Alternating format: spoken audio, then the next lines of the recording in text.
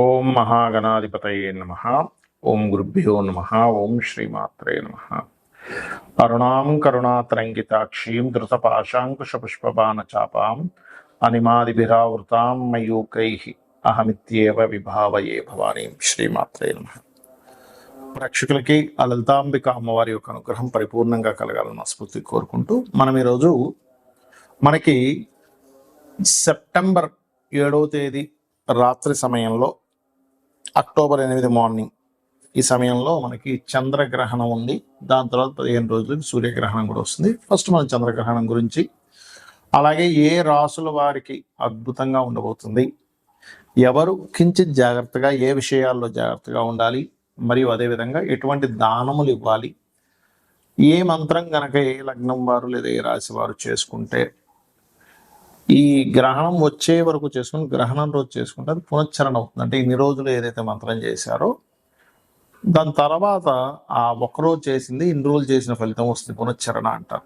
అలా ఎవరెవరు ఏ మంత్రం పఠించాలి, అమ్మవారి నామాల్లో ముఖ్యంగా లలిత సహస్రనామాల్లో ఏ విషయాలు జాగ్రత్తగా ఉండాలి అనేటువంటి విషయాలు చెప్తుంది నేనైనప్పటికీ కూడా చెప్పిస్తుంది సాక్షాత్ లలిత అమ్మవారిగా భావిస్తూ ఒక్కొక్కటిగా తెలుసుకుందాం.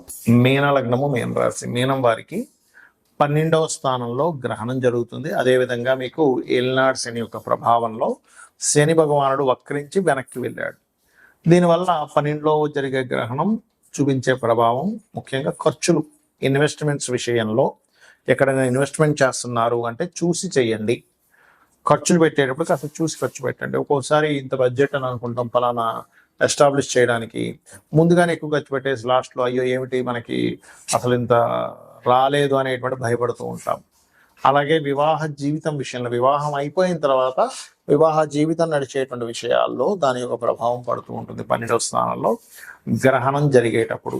సంతానం విషయంలో కూడా, ఎందుకంటే ఇక్కడ మీనరాశి వారు కూడా సంతానం, గర్భవతులు జాగ్రత్తగా ఉండాలి. పంచమాధిపతి చంద్రుడు వెళ్ళి 12లో ఉంటూ చంద్రగ్రహణం పడుతుంది కాబట్టి ముఖ్యంగా ఆల్రెడీ ఇప్పటికే ప్రెగ్నెన్సీ ఉన్నటువంటి వారు ఆ సమయంలో కట్ చేయడం కానీ, అంటే అర్ధరాత్రి కాబట్టి కట్ చేసే పనులు ఉండవు కానీ చెప్తున్నా, గోర్లు తీసుకోవడం కానీ, కొంతమంది తెలియక గోక్కుంటూ ఉంటారు, గోక్కోవడము, లేకపోతే ఏవో ఆ టైంలో ఏదో పనులు చేయడం, కత్తెర తీసుకుని అస్సలు చెయ్యకూడదు. పుట్టే పిల్లలకి గ్రహణం వస్తుందని శాస్త్రంలో ఉంది కాబట్టి చేయకండి.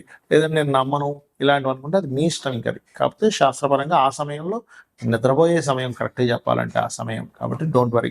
కాకపోతే ఎవరైనా సాధన చేసుకునేవారు, నాకు ఇంకా బాగుండాలి అనుకునేటువంటి వారు దుర్గా రాజరాజేశ్వరి అమ్మవారి ఆరాధన చేసుకుంటే చాలా మంచిది. మరియు దీంతో పాటు 12వ స్థానం అనేటువంటిది తండ్రి గారి ఆస్తిని కూడా సూచిస్తుంది కాబట్టి తండ్రి గారి ఆస్తికి సంబంధించిన ప్రాపర్టీ విషయంలో కొంత జాగ్రత్తగా ఉండాలి. తొందరపాటు నిర్ణయాలు మీనరాశి లేదా మీన లగ్నం వారు చెయ్యకూడదు, గుర్తుపెట్టుకోండి. ఇక ముఖ్యంగా విదేశాలకు వెళ్ళాలి అని అనుకునేటువంటి వారికి కొంతవరకు అనుకూలిస్తుంది గ్రహణం, అందులో ఎటువంటి సందేహం లేదు.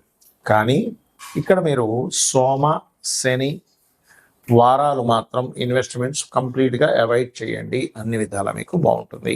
గ్రహణం అసలు ఏ సమయంలో ప్రారంభం అవుతుంది అని చెప్పి చూసుకున్నట్లయితే, ప్రారంభము అంటే పట్టు స్నానము, విడుపు స్నానము, ఇలాగా వీటి యొక్క టైమింగ్స్ అవి చూసుకున్నట్లయితే 7 సెప్టెంబర్ ఆదివారం పడిందండి. ఆ రోజు 8:58 ఇది ప్రారంభం అవుతుంది. అలాగే అర్ధరాత్రి 11 గంటల సమయంలో, అదే 7వ తేదీ సండే రోజు 11 గంటల సమయంలో 11 గంటల నుంచి 12:22 వరకు ఉంటుంది ఈ గ్రహణ ప్రభావం. ఇది ఇండియాలో ఉంది గ్రహణం, అందులో ఎటువంటి సందేహం లేదు. మరి పూర్తిగా ఎండింగ్ అనేటువంటిది 2:25 అంటే 8వ తేదీ తెల్లవారుతుందనగా 2:25 వరకు ఉంటుంది. అంటే ఈ సమయంలో అసలు మీరు చేయవలసింది ఏమిటి?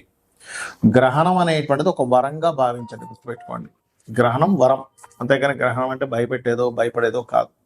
మన మహర్షులు ఆ సమయంలో శక్తి ఎక్కువగా ఉంటుంది కాబట్టి మీరు ఆ రోజు చేసే మంత్రము ఒక్కసారి చేసింది 1000 సార్లు చేసిన ఫలితం వస్తుంది. అంటే ఉదాహరణకి ఓం గం గణాధిపతయే నమః అని అనుకున్నాం, 1000 సార్లు చేసిన ఫలితం ఉంటుంది. ఇందులో మీకు అసలు నక్షత్రము రాశి ఏమీ తెలియదండి, కానీ ఆ రోజు నేను మంత్రం చేసుకుందాం అనుకుంటున్నాను అనుకునేటువంటి వారు వారి వారి ఇబ్బందులను బట్టి ఒక్కో మంత్రం చేసుకోవచ్చు. ఉదాహరణకి ప్రతిదీ ఆటంకాలు అవుతున్నాయి. ఉదాహరణకి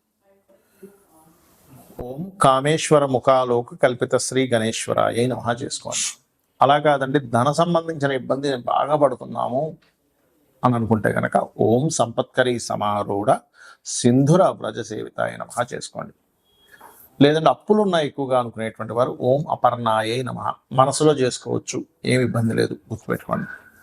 అదేవిధంగా మరి కొంతమందికి చేసే ప్రయత్నాలు ఏ ప్రయత్నం చేసినా ఆగిపోతూ ఉంటాయి. అలాంటప్పుడు లేదా భయం వేస్తూ ఉంటుంది. ఓం కనకాంగద కేయూర కమనీయ భుజాన్వితాయ నమః చేసుకోండి. గృహయోగం కలగాలి, ఎప్పుడు ఏ గృహం కొనుక్కున్నా మాకు అసలు కలిసి రావట్లేదు అనుకున్నప్పుడు మొట్టమొదటిగా మీరు మీ యొక్క మొదటి అక్షరంలో మీ పేరులో ఉండే మొదటి అక్షరాన్ని తీసుకొని ఏ వర్గు పరంగా సెట్ అవుతుందో తెలుసుకొని మరిది మీకు వర్ణన చేసుకోవచ్చు మీరు గ్రహణ సమయంలో. అలాగే మరొకటి ఏంటంటే, ఇక్కడ సంతానం కోసం ప్రయత్నం చేసేటువంటి వారు దిగంబర శ్రీ పాదవల్లభ దిగంబర అని చేసుకోండి గ్రహణ సమయంలో. లేదు శత్రు బాధలు ఎక్కువగా ఉన్నాయి అని అనుకునేటువంటి వారు చండీ పారాయణం చేసుకోవచ్చు, వినడం కానీ చదవడం కానీ చేయొచ్చు. వివాహం అవ్వట్లేదు అనుకునేటువంటి వారు ఓం శివకామేశ్వరాంకస్త శివ స్వాధీన వల్లభాయ నమః లేదా ఓం కామేశబద్ధ మాంగళ్య సూత్ర శోభిత కందర. కామేశబద్ధ మాంగళ్య అయితేనేమో వివాహం అవుతుంది, శివకామేశ్వరాంకస్త చేసుకుంటేనేమో భార్యాభర్తల మధ్యన గొడవలు తగ్గుతాయి. ఆకస్మికంగా కొన్ని ఇబ్బందులు వస్తున్నాయి అన్నప్పుడు ఓం అష్టమీ చంద్ర విభ్రాజ అలికస్థల శోభితాయ నమః చేసుకోండి. అలా కాకుండా మీరు ఉద్యోగ సంబంధించిన ఇబ్బందులు ఉన్నాయి, అలాంటప్పుడు ఓం మాణిక్య మకుటాకార జానుద్వయ విరాజితాయ నమః. వ్యాపార సంబంధించిన ఇబ్బంది వస్తుంది అన్నప్పుడు ఓం ఇంద్రగోప పరిక్షిప్త స్మర్తూన భజంగికాయ నమః. విదేశాలకు వెళ్ళాలి, ఫస్ట్ మీ జాతకంలో యోగం ఉందో లేదో చూసుకొని 2 times అంటే ఆ గ్రహణ సమయంలో హనుమాన్ చాలీసా చేయండి, సంకల్పం చెప్పుకోండి, ఖచ్చితంగా పని తీరుతుంది. ఇక్కడ అమావాస్యలు కూడా వస్తుంటాయి ఒక్కోసారి. అమావాస్యలకి ఎవరికైనా సరే అంటే ఈ గ్రహణం రోజు చేయడం వల్ల ఏమవుతుందంటే, ఈ మంత్రాన్ని మొదటి నుంచి మొదలుపెట్టి అంటే ఇప్పటి నుంచే మొదలుపెట్టి గ్రహణ సమయం వరకు చేస్తే ఎన్ని వేలైతే అవుతుందో మీరు మరలా గ్రహణం రోజు చేసిన ఇంతకాలం చేసిన ఫలితం వస్తుంది. అమావాస్యలు ఎవరికైనా బాగా ఇబ్బందులు ఉన్నాయన్నప్పుడు అమావాస్యలు వచ్చినప్పుడు పితృ తర్పణాలు స్వయంపాకం ఇవ్వడం చేస్తుండాలి. పౌర్ణమి వచ్చినప్పుడు అన్నదానాలు చేయడము, లలితా సహస్రనామాల యొక్క శ్రవణం కానీ పఠనం కానీ చేసినట్లయితే మీకు అన్ని విధాల బాగుంటుంది, గుర్తుపెట్టుకోండి. అయితే ఇక్కడ ఒక్క విషయం ఏంటంటే, గ్రహణము కొన్ని రాసుల వారికి మంచి కూడా చేస్తుంది, అందులో ఎటువంటి సందేహం లేదు. ఎవరికైతే ఇబ్బంది ఇస్తుందో వారు నేను చెప్పిన మంత్రం చేసుకొని గ్రహణం తర్వాత రోజు చక్కగా మీరు 2 నాగ పడగలు లాంటివి ఉంటాయి, అవి బియ్యము, మినుములు, నువ్వులు దానము, ఒక చిన్న రాగి కానీ లేకపోతే మన ఇత్తడి గిన్నెలో ఒక కొంత నెయ్యి పెట్టి ఆ రోజు బియ్యము కొన్ని కూరగాయలు కూడా కలిపివచ్చు. మీరు ఎవరికైతే పురోహితులుగా నెక్స్ట్ డే తర్వాత రోజు ఇస్తారో అది మీకు ఉపశమనాన్ని ఇస్తుంది. అయితే గ్రహణం తర్వాత 40 రోజుల పాటు నేను చెప్పినటువంటి విషయాల్లో జాగ్రత్త వహించండి, అన్ని విధాలా బాగుంటుంది, అమ్మవారి యొక్క అనుగ్రహం కూడా లభిస్తుంది. శ్రీమాత్రే నమః.